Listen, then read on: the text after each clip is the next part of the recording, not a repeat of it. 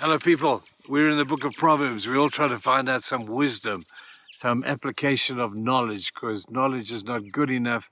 We get knowledge from the Bible, we get knowledge from other sources of information, but knowledge without application is just knowledge. But knowledge with application leads to wisdom.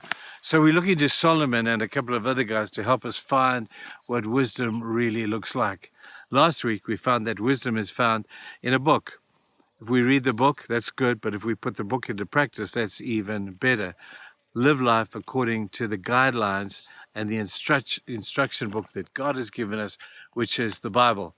That's good. I want to take it a step further today by suggesting to you that we need to talk about the issue of wealth. Proverbs has plenty of stuff to tell us about how to handle money, how to view money, and what wealth really, really looks like. There's a saying that I would say, this is all about the lessons I learned from the game of Monopoly. Now, John Ortberg was the one who wrote that great book. You can find it and read it. It's very well written. But he suggests this. He says that Monopoly is but a game. And at the end of the game, everything that you played, win or lose, goes back in the box. Now, my son Daniel is a master Monopoly player. I can't even remember a game that he's lost. I can't even remember a game that I've won when I've played against him.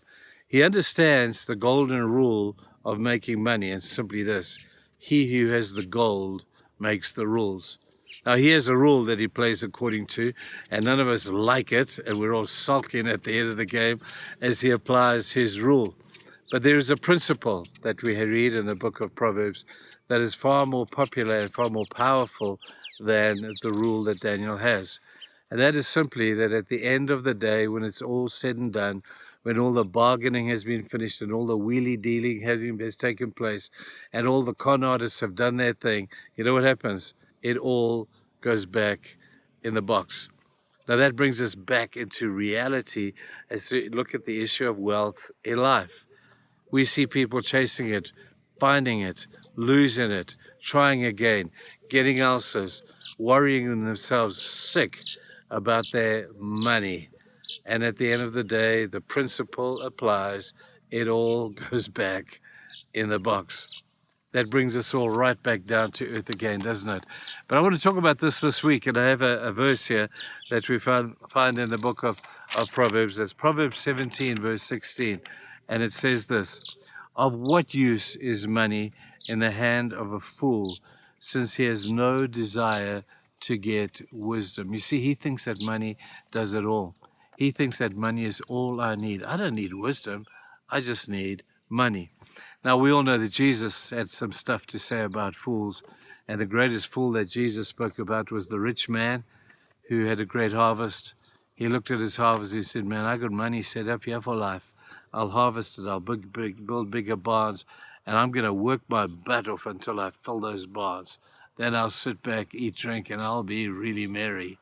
He didn't realize that that night the angel of death would come to him and call him a name that he thought was so inappropriate. He says, tonight, you're a fool, and your soul will be required of you. What will happen to all your wealth? What he was really saying, you've striven your whole life to find this stuff, only to find at the end of the day, it all goes back in the box again. So how do we manage this thing? Money itself is not bad, and I hope that you don't think I think it is.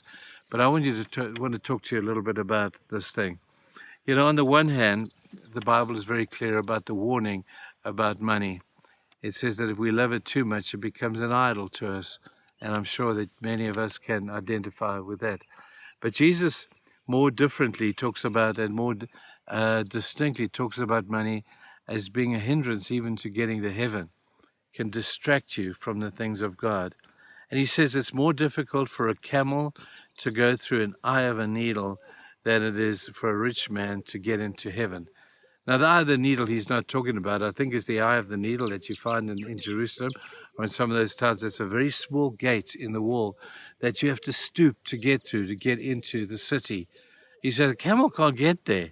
A camel is a big animal. It can't get through the eye of a needle, and it's that difficult for a human being, a wealthy person driven by the issue of money, to find his way into the kingdom of God. It's like a camel trying to get through the eye of that needle. That's a warning to us. And it's a warning that I think every one of us needs to heed from time to time, to say, what preeminence does wealth have? I have nothing against wealth. We'll talk about that later. But this desire for more is insatiable. It gets a grip of us. It makes us realize that we can't do this without God. Now, Jesus met another man, and you know him too. We call him the rich young ruler. And he had a problem with his wealth. He had a problem with his money. And he came to Jesus one day and he said, so Jesus, I really would like to get to heaven. How do I do that? And Jesus said, well, obey the law. Go and do what the law says. He says, Jesus, I've tried that. I've done that. I've done the best I can. I'm a good young Jewish man, and I've abided by the law to the best that I possibly can. And I'm sure God would understand that. He'll look at me and say, well done, you've done well. And Jesus looks at him with great sorrow, it says. And he says, here's the deal, young man. Sell all you have. Give it away. Give it to the poor, and then come and follow me. And the man, even more sadly, walked away and said, Jesus, you've set the bar so high. There's no ways I could do that. And he walked away, still with his wealth intact, and never got to follow Christ, or that we know of. Maybe later on he saw the reality, we don't know. But his wealth was his problem. He had so much of it. He was good at making money, and he thought that's what he was here to do. 1 more million. Just 1 more million. And then after that, it's going to be, just one more million. And by the end of that, the end of his life has come, and he has not fulfilled what God had for him in his life. Now, just when you're becoming convinced that wealth is not a good thing, I'm going to tell you that tomorrow I have some good news for you. But just for today, just be careful. Just be very careful that you don't build for yourself a golden calf that you bow down and worship. You acknowledge God. Sure, the people at Moses' time would have acknowledged God's greatness, his power, his glory as he got them through the Red Sea. But they fell at the temptation of the golden calf.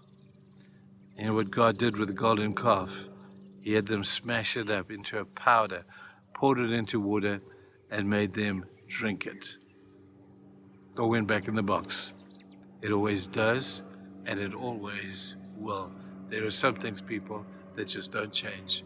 This is one of them. Think about these things today, and I'll see you tomorrow. Bye-bye.